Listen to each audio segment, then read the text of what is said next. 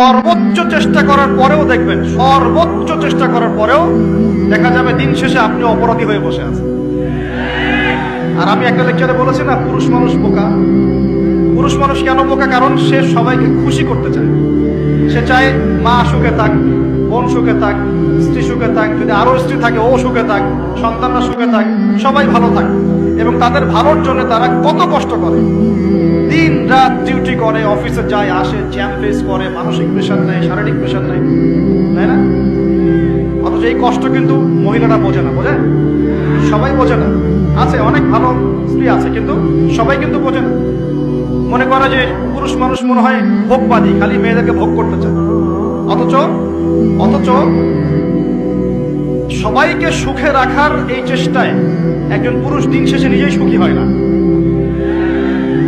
বহু পুরুষ শেষ বয়সে গিয়ে একাকিত্বে ভোগে, একা হয়ে যায়। এই জন্য বলছি, ফ্যান্টাসি বাদ দেন। ফ্যান্টাসি বাদ দিয়ে হালাল রিজিক হয়েছে, একটা নেককার পরহেজগার মেয়ে দেখে বিয়ে করে ফেলেন। ব্যাস, তাকে নিয়ে দুনিয়ার ছোট্ট জীবনটা কাটিয়ে দেন, আর জান্নাতে তো হুট করে অপেক্ষা করছে।